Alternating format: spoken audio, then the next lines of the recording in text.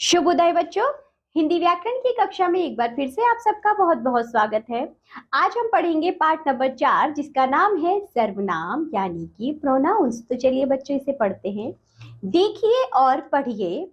नीरज एक लड़का है, वह विद्यालय जा रहा है। तो बच्चों जरा ध्यान दीजिए, मैंने कहा नीरज एक लड़का है, उसके बाद मैंने कहा वह विद्यालय जा रहा है। तो बच्चों नीरज के स्थान पर जो मैंने वह बोला है यह सर्वनाम है।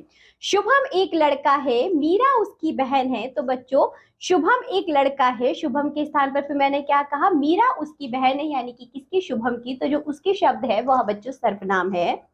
ऋचा एक लड़की है, वह नृत्य कर रही है। तो बच्चों वह यहाँ पर सर्वनाम है।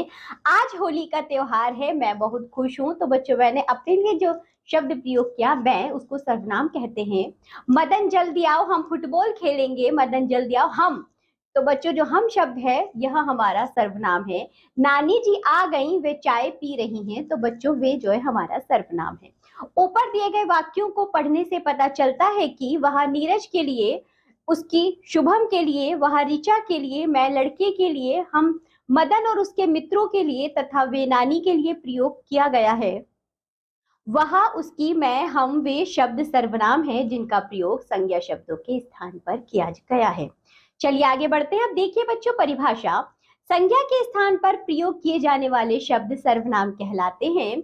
सर्वनाम के प्रयोग से भाषा सुंदर और स्पष्ट बनती है। जिस प्रकार संज्ञा शब्दों में एक वचन तथा बहुवचन होते हैं, उसी प्रकार सर्वनाम शब्दों में भी एक वचन और बहुवचन होते हैं। जैसे बच्चों देखो, मैं एक वचन है तो बहुवचन में हम होगा, मुझे एक वचन है तो बहुवचन में हमें होगा, तेरा एक वचन है तो तुम्हारा बहुवचन होगा।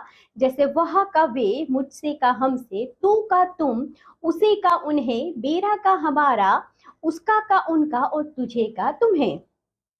किसी भी वाक्य में एक ही संज्ञा शब्द का बार बार प्रयोग वाक्य की सुंदरता को समाप्त कर देता है। जैसे बच्चों बिना सर्वनाम वाले वाक्य देखिए। प्रिया विद्यालय जा रही है, प्रिया तीसरी कक्षा में पढ़ती है, प्रिया पढ़ाई में बहुत अच्छी है, प्रिया को क्रिकेट खेलना बहुत पसंद है, प्रिया का भाई भी प्रिया के विद्यालय में पढ़ता है। तो बच्चों सुनने में सिर्फ प्रिया प्रिया प्रिया लग रहा है, क्या अच्छा लग रहा है सुनने में? बिल्कुल नहीं लग रहा।